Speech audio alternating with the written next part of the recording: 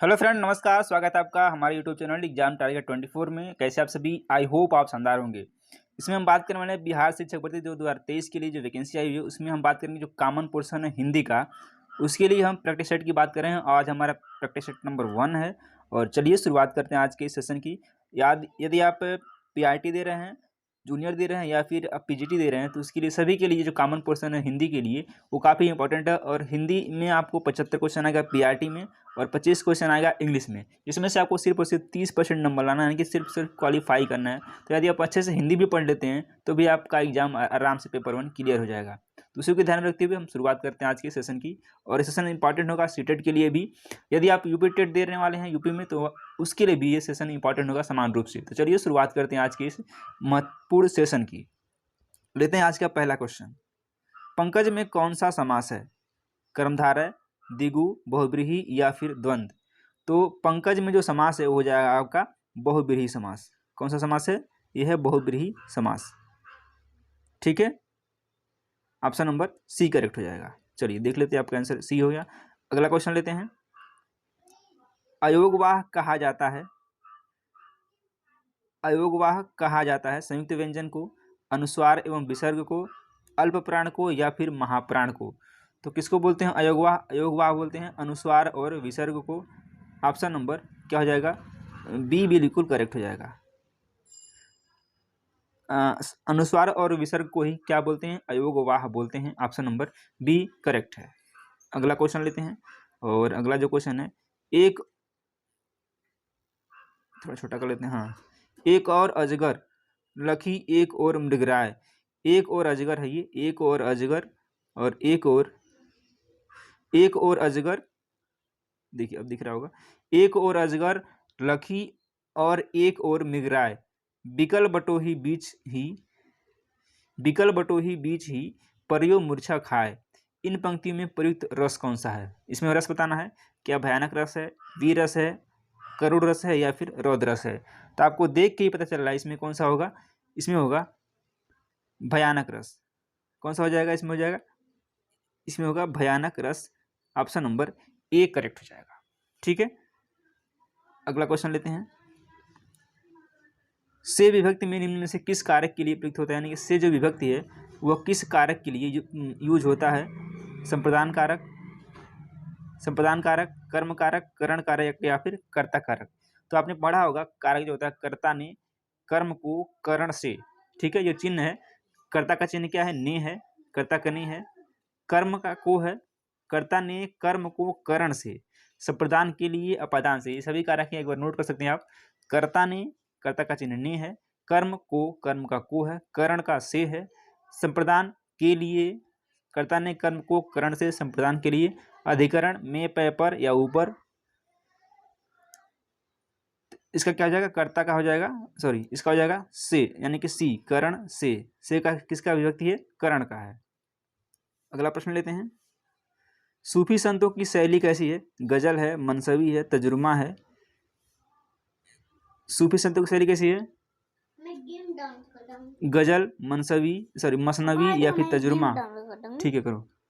तो कैसी शैली है इसकी? मसनवी है। ठीक है, मसनवी, बी विल बी राइट। चलिए अगला क्वेश्चन लेते हैं। सांद्र बेटा, गुड़िया भीतर गुड़िया के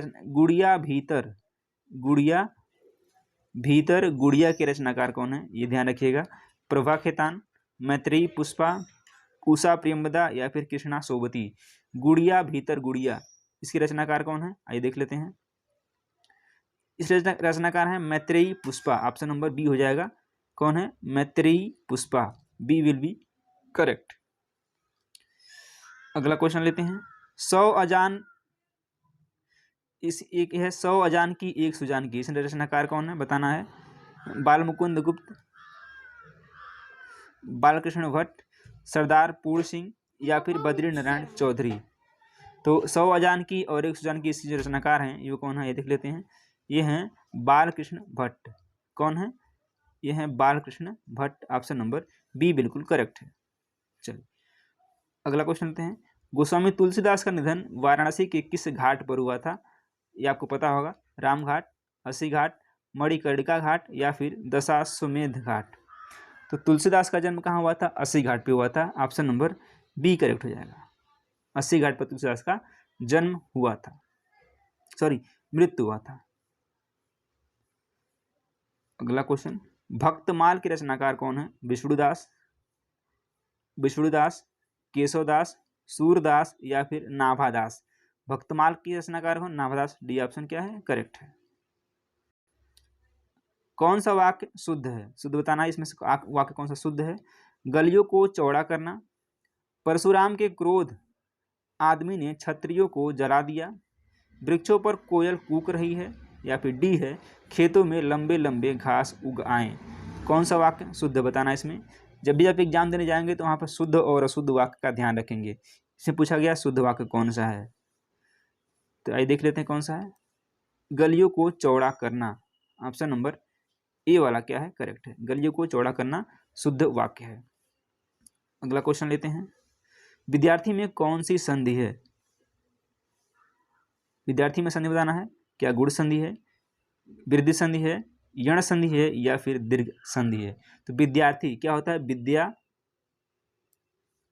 धन अर्थी होता है इसका संधि विच्छेद, ये भी जान लीजिए। विद्यार्थी का इसमें हो क्या रहा है, देखिए अ आ धन अ मिलकर क्या होता है? आ होता है, ठीक है। इसमें दीर्घ हो रहा है, इसमें कौन सी संधि है? इसमें दीर्घ संधि है। संधि कौन सी है? दीर्घ संधि है विद्यार्थी में, ध्यान रखिएगा। अगला क्वेश्चन लेते हैं, कानन का पर्यायवाची शब्द है। कानन किसे बोलते हैं? वन, विहिप, इनमें से कोई नहीं, या फिर पुष्प। तो कानन का जो पर्यायवाची शब्द है वो हो जाएगा वन। वन हो जाएगा, ऑप्शन नंबर ए करेक्ट हो जाएगा। अगला क्वेश्चन, वाक्य विग्रह का अर्थ क्या होता है? वाक्य विग्रह का वाक्य खंडों को अलग करना, वाक्य खंडों को अलग अलग करके उनका संबंध बताना, वाक्य रचना करना, संधि और समास बताना, शब्दों को जोड़ना। तो देखिए वाक्य रचना करना तो नहीं होगा, संधि और समास बताना हो सकता है लेकिन ये भी नहीं होगा। शब्दों को जोड़ना यानी कि अलग करेंगे तो जोड़ेंगे कहाँ से? तो बचा कौन सा? ये वाला बच रहा है। इसमें क्या होगा? वाक्य खंडों को अलग अलग करके उनका संबंध बताना। कौन सा? ए वाला ऑप्शन करेक्ट हो जाएगा। अगला, बिन पगु चले सुने सुन बिनु काना, इसमें बताना है। देखिए बिन पग यानी बिना पग के चले, सुने बिन कान यानी कि बिना पग के चलता है, बिना पैर के चलता है, और बिन कान के सुनता है। कर बिन कर्म करे विधि नाना। इन पंक्तियों में प्रयुक्त अलंकार कौन सा है? आइए देख लेते हैं। तो इसमें अलंकार कौन सा हो जाएगा? असंगति, विशेषोक्ति, दृष्टांत या फिर विभावना। इसमें कौन सा अलंकार है? इसमें है विभावना अलंकार, ऑप्शन नंबर डी करेक्ट है। अगला क्वेश्चन, निम्नलिखित में वाचन शिक्षण की विधि नहीं है। व्याख्या विधि, अनुध्वनि विधि, समवेत पाठ विधि, ध्वनि साम्य विधि। इसमें बताना है कौन सी निम्नलिखित में वाचन शिक्षण की विधि नहीं है। कौन सी विधि नहीं है इसमें? तो व्याख्या विधि जो है वाचन शिक्षण की विधि नहीं है। ऑप्शन नंबर ए क्या है? इसका करेक्ट है। चलिए अगला क्वेश्चन लेते हैं। निम्न में अभिवृत्त्यात्मक उद्देश्य है धैर्यपूर्वक सुनना, साहित्य का रसास्वादन करना, भाषा और साहित्य में रुचि, या फिर डी है विचारों व भावों को अभिव्यक्त करना। इसमें क्या है? भाषा और साहित्य में रुचि, ऑप्शन नंबर सी करेक्ट है। अगला क्वेश्चन लेते हैं। यहीं तक सेशन था, क्वेश्चन यहीं तक थे। तो और उम्मीद करते हैं कि सेशन आपको पसंद आएगा। सेशन पसंद है तो वीडियो को एक लाइक करें, और चैनल को आप सब्सक्राइब भी कर सकते हैं। यदि वीडियो पसंद है तो सब्सक्राइब जरूर करें। तो मिलते हैं अगली वीडियो, तब तक के लिए अपना ख्याल रखें। नमस्कार।